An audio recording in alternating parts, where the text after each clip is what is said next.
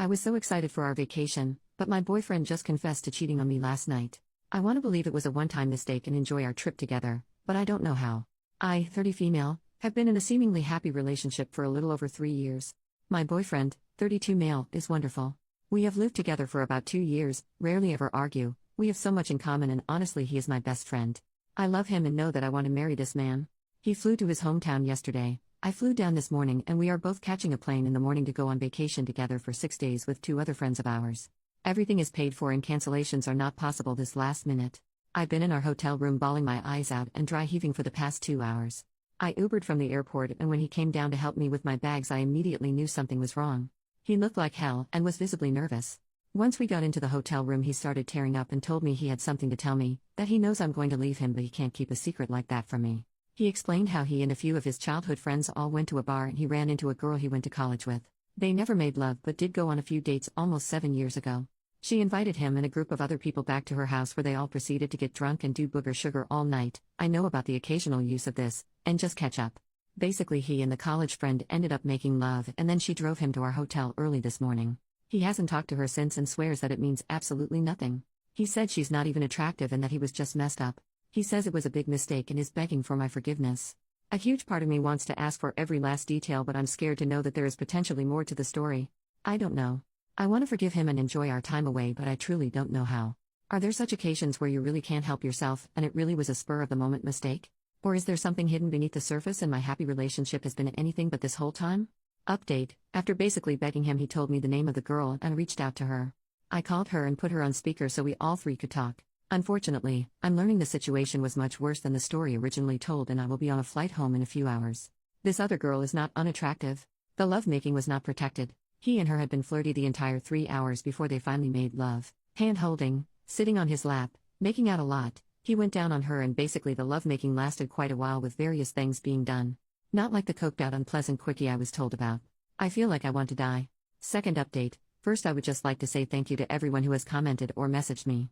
I appreciate all the kind messages, words of advice and even some of the more harsher messages and comments. You guys have helped more than you could imagine. I flew home this morning, took a nap, packed some of my things, took our cat and am staying with a friend for the 6 days he's away. He didn't want to go on the trip but I insisted. I told him if he has ever loved me, to please give me the time and space I deserve. Unfortunately, our relationship is broken beyond repair. The reasoning behind why he cheated doesn't matter because the fact remains that he did. That in all of our time together I've never even considered or wondered about another man and the first chance he got, he chose to have unsafe lovemaking with someone else. I believe that he loves me, quite possibly is sorry. I don't however believe that he has any respect for me or our life together. I don't know that I'd ever forgive him or trust him again. No respect and no trust means no relationship. We do have a shared life so the ending of this relationship is not quite as easy as me packing and leaving and not looking back. We have shared accounts, both of our names on our lease, shared phone plans and car insurance. Basically, the next few weeks are going to be rough. Third update: I have no idea if anyone cares about the outcome of this situation but it is almost cathartic to write it all down so I'm doing it anyway. I finally have a calm moment to sit at my computer and compose a logical thought. Upon me returning home I had very little communication at my request. I had originally planned to spend the week at my friend's home to process this life-altering event but early this afternoon he texted me telling me he was home. Now, some people might think that shows a lot of effort on his part, that he's remorseful and rather than enjoy his vacation he flew home to talk. Perhaps I would feel that way too except I asked for space.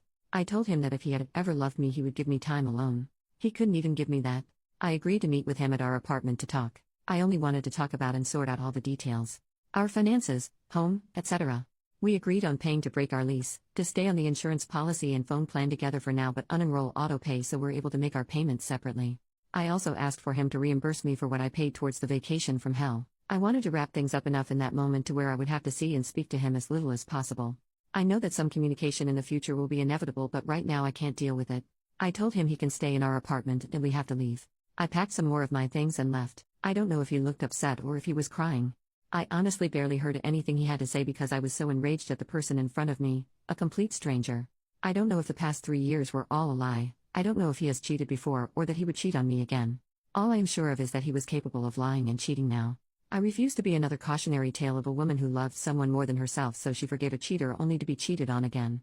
There is a big difference between guilt and remorse. Final update: thank you to everyone that has commented or reached out after my last 2 posts. I first want to say that I am doing okay, even after what I am going to say in this post, I'm okay. I'm going to attempt to make this as brief as possible because I can't give this situation any more of my heart or energy. But it will most likely be long. Here we go. I am all moved out of the apartment, my things going into storage because I am still staying in my friend's home for the time being. This breakup has proved to be financially burdensome, but somehow money has managed to be the least stressful part of this ordeal. It turns out that I never knew the man I shared my life with for the past 3 years. My ex and I ended up having a conversation on the last day of us moving out.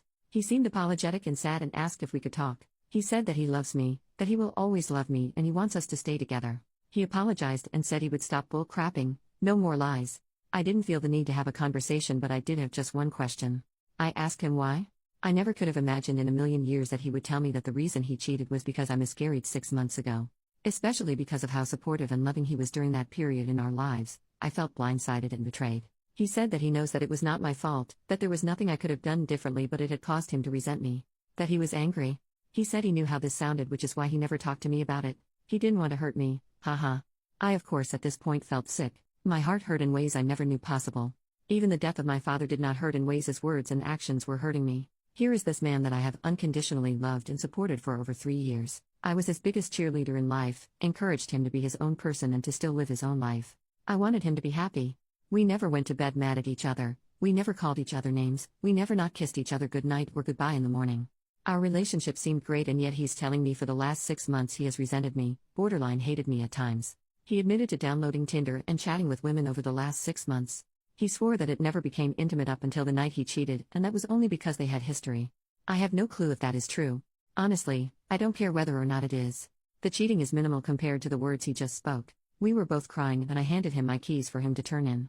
I gave him a hug and told him that he needs therapy and that I never want to speak to or see him again. I have a therapy appointment next week and will start to work on healing. I'm looking at potentially getting a loan so I can get out of it anything left that we have shared. I also want to look into moving to a different city, but that is still up in the air. I have changed my phone number and blocked him everywhere. There was never a chance of him and I getting back together, and this just solidifies my decision. This will most likely be my last post on the subject, but I once again thank each and every one of you. The real final update. I thought my last update would really be the last, but a lot has happened in such a short amount of time. I figured I could close this chapter with a neat little bow. First, I want to say thank you to each and every person that commented or messaged from my other post. The outpouring of love is more than I could ever have imagined receiving from strangers. I see so many posts on here with much worse stories, and I don't know what I did to deserve the love and support, but I am eternally grateful. Second and finally, me and my ex have not talked. There is absolutely no way for him to reach me directly, as I ended up moving in with a different friend for the time being. He does not know about this. He still thinks I am at friend A's home and communicates with her if there's anything that needs to be said in regards to business matters. She does not allow him to talk about anything personal, and if he does, she does not pass it along. We have zero things connecting us at this point. In my last post I talked about possibly moving cities, and well, that happened. I was offered a job I had been trying to get for quite some time, and the position finally opened up. I have been working from home for about a week, will work from home for another week, and then I move. Rhonda, Kitty, is probably not going to be too thrilled, but we have a vet appointment for some kitty meds to hopefully ease the transition. She's top priority, always. I love my new job, I love my friends, and I love where my life is headed.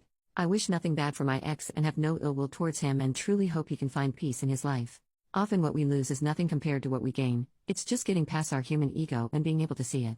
Thank you again from the bottom of my heart for coming along on this journey with me. I wish you all happiness and love in your lives.